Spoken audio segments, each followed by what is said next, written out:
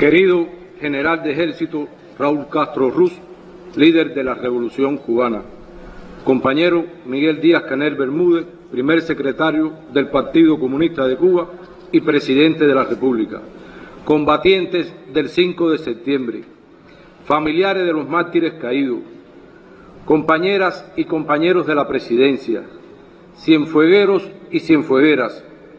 A pocas semanas de celebrar en esta hermosa y heroica ciudad la trascendental fecha del 26 de julio, nos reúne hoy la conmemoración del 5 de septiembre, dos grandes hitos de la historia revolucionaria, unidos por su concepción estratégica, su espíritu de rebeldía, el derroche de coraje y el sacrificio por la libertad de Cuba.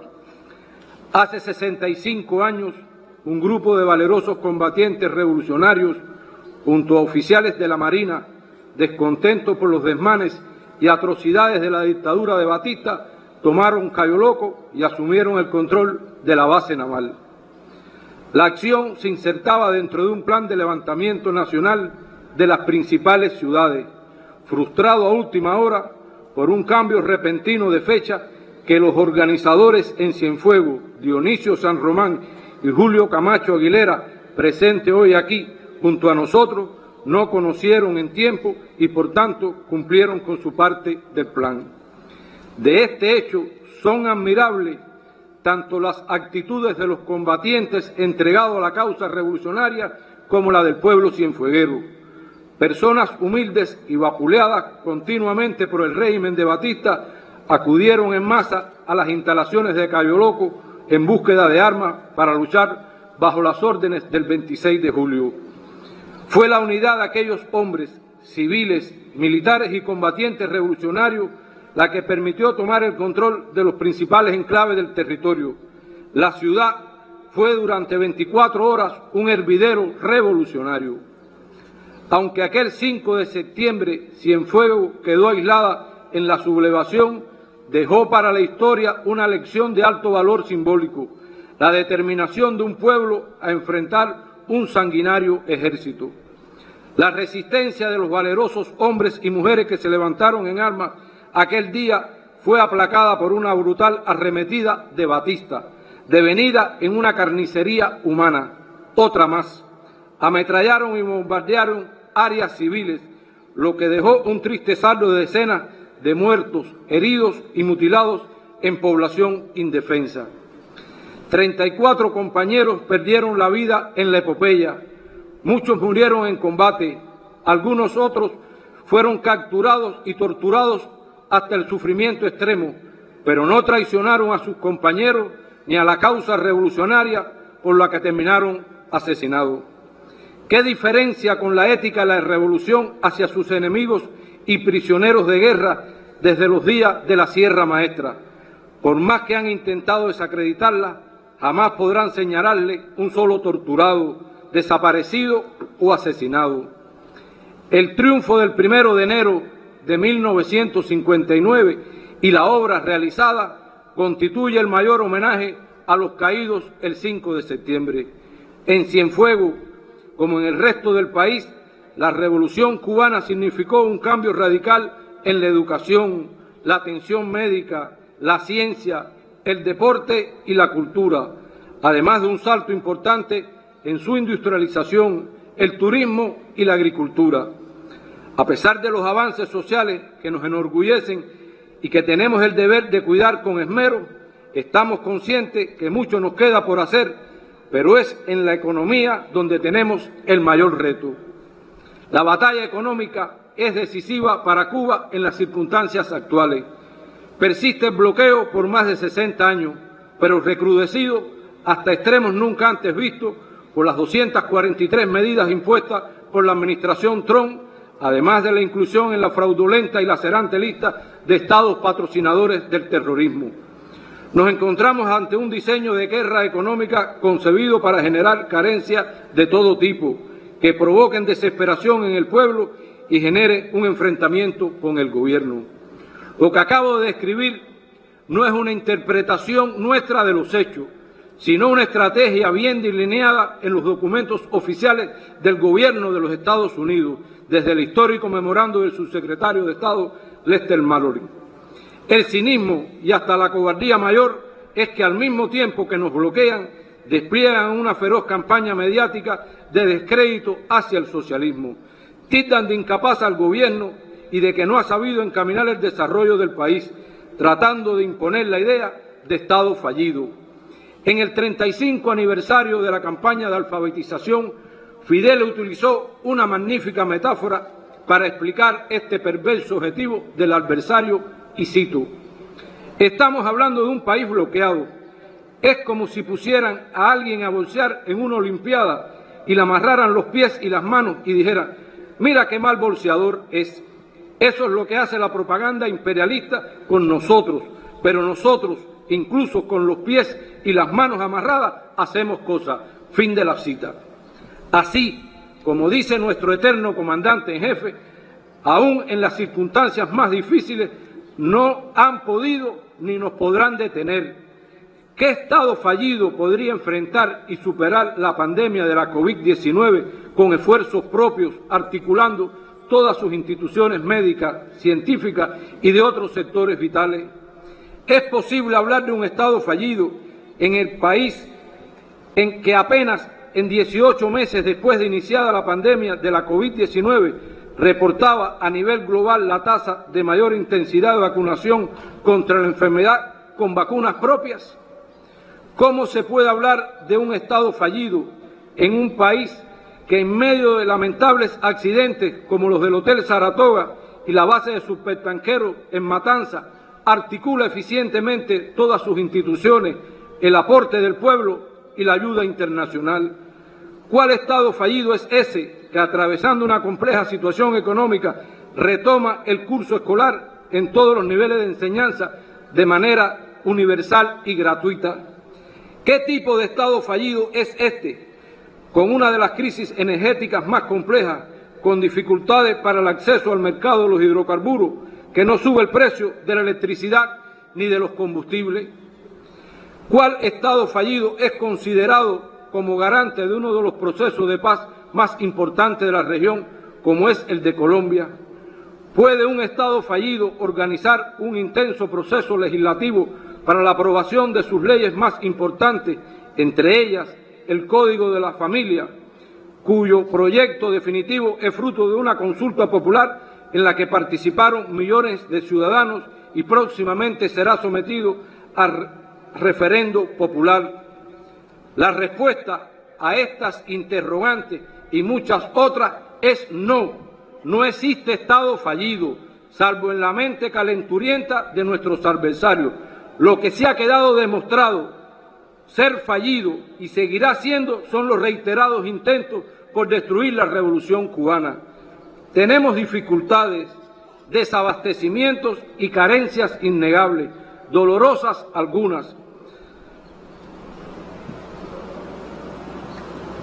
que constituyen cada día la principal preocupación y el desvelo de los que asumimos responsabilidades en el partido, el Estado y el gobierno. La adopción de varias medidas en los últimos meses encaminadas a estimular el desarrollo socioeconómico constituye una parte importante de las acciones que se emprenden para superar la actual situación.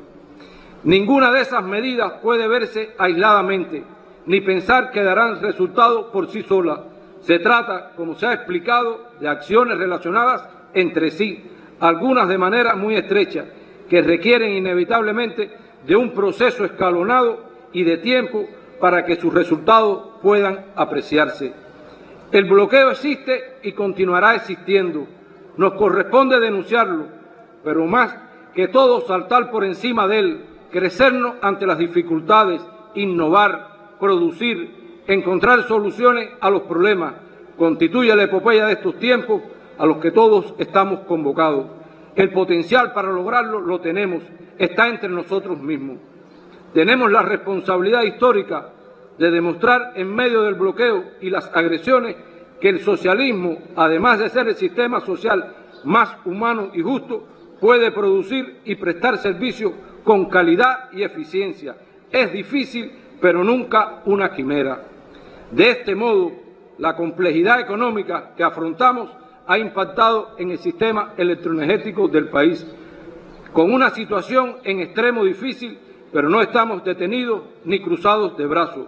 Con total transparencia, el primer secretario del Comité Central del Partido Comunista de Cuba y presidente de la República, Miguel Díaz-Canel Bermúdez, ha informado al pueblo sobre el programa para detener su deterioro, recuperar capacidades instaladas e incorporar otras a partir de inversiones en curso, de forma progresiva, lo cual nos permitirá reducir los cortes de electricidad que hoy afectan la vida familiar, social y la economía de la nación. Comprendemos las molestias e incomodidades que causan los indeseados apagones, pero ello nunca será justificación para quienes intenten generar actos vandálicos, desestabilizadores o promover manifestaciones violentas en el país. Cada una de estas provocaciones tendrán una respuesta enérgica dentro del marco de la ley. Compañeras y compañeros, las acciones del 5 de septiembre de 1957 nos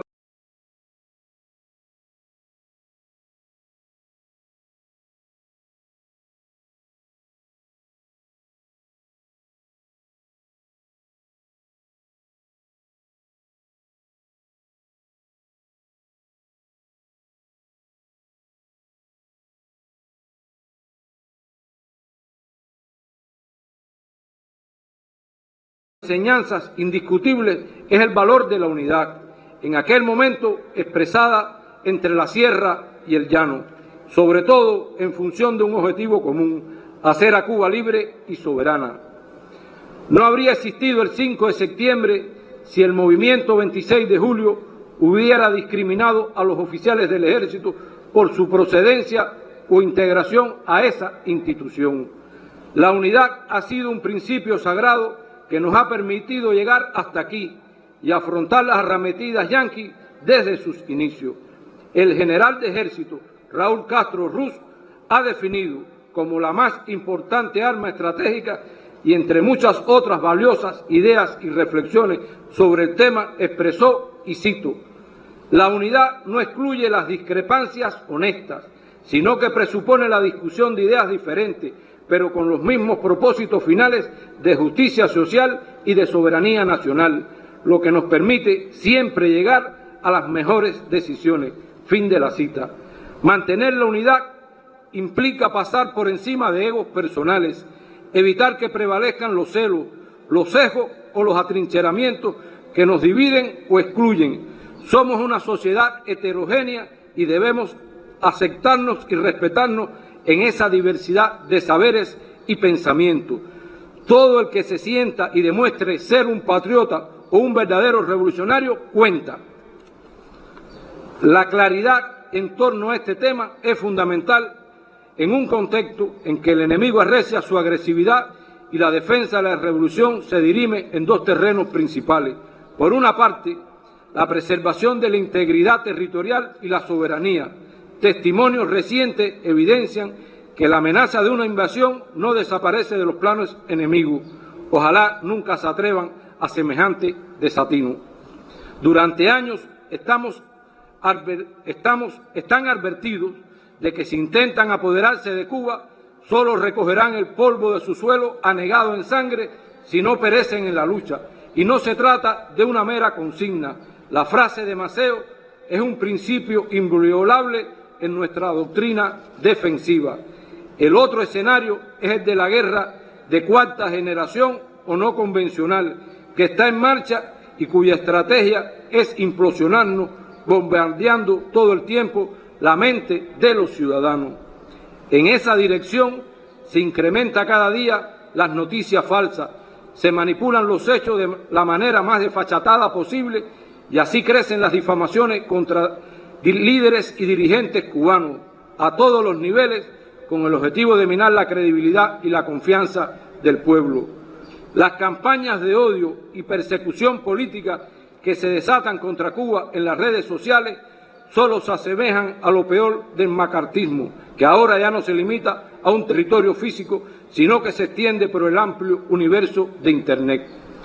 Ningún revolucionario y patriota con acceso a Internet y a las redes sociales debe permanecer impasible ante este nivel de agresividad. Mostrar la Cuba que intentan silenciar y ocultar, contraatacar oportunamente cada falacia, constituyen líneas principales de actuación. Compañeras y compañeros, hace exactamente un mes se produjo uno de los accidentes e incendios más complejos que hemos debido enfrentar, el de la base de supertanquero en Matanza, suceso sin precedentes en el país. Por esos días, Matanza y Cuba se volvieron una sola. Todo el país se estremeció con la tragedia. El pueblo se preocupó y sufrió por cada herido y desaparecido como si de un familiar cercano se tratara. En el hecho perdieron la vida 16 compatriotas, incluido un cienfueguero. Todos demostraron determinación y valor cuando acudieron a mitigar el siniestro. En ellos estaba la misma estirpe de los héroes del 5 de septiembre. Es un deber reiterar, en nombre del partido, el Estado y el Gobierno, nuestras más sentidas condolencias a familiares y amigos por estas pérdidas irreparables y el respeto perenne a sus memorias. A otro grupo de compañeros que sufrieron lesiones, algunas de gran consideración, aún hoy permanecen ingresados 13, 4 de ellos reportados de críticos, quienes reciben toda la atención y cuidado del abnegado personal de salud. Desde aquí deseamos a todos ellos una pronta recuperación.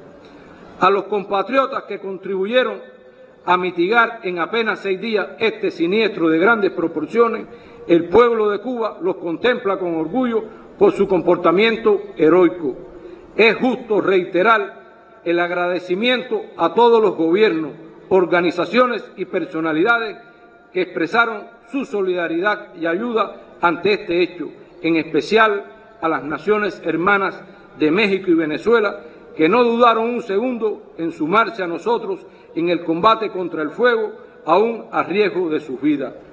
La expresión del presidente de México, Andrés Manuel López Obrador, de que a los amigos cuando están necesitados no se les pregunta, sino se les ayuda, tal como hicieron su gobierno y el del presidente Nicolás Maduro, evidenció el rostro verdadero de la solidaridad, de la integración y de la voluntad de cooperación. Esto no es un hecho aislado, tiene profundas raíces de solidaridad histórica entre nuestras naciones y pueblos. Compatriotas, en este día retomamos en todo el país el curso escolar 2021-2022. Cerca de 1.700.000 niños, adolescentes y jóvenes estarán en las aulas. El esfuerzo del Estado y el Gobierno ha sido grande. En medio de la compleja situación económica, el país garantiza que a ninguno le falte lo esencial para continuar su preparación y formación. También el próximo 25 de septiembre estamos convocados a las urnas en el referendo del Código de la Familia. Votaremos por un texto cuyo sentido no es imponer, sino otorgar derecho a todos.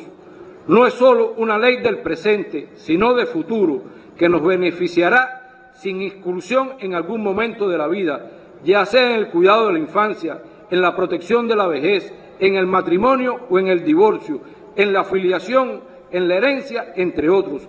En todos estos procesos, el nuevo Código es superior.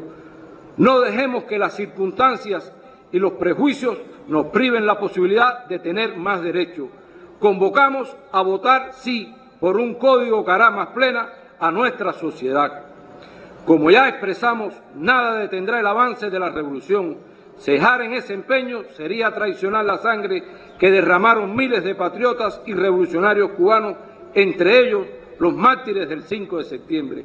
A 65 años de aquella gesta, la gratitud eterna a sus protagonistas, especialmente a quienes ofrendaron la vida y a sus familiares que todavía sufren la pérdida del ser querido. Gloria eterna a los mártires del 5 de septiembre. Gloria. Gloria eterna a los mártires de la patria. Gloria. Socialismo o muerte. Patria o muerte. Venceremos.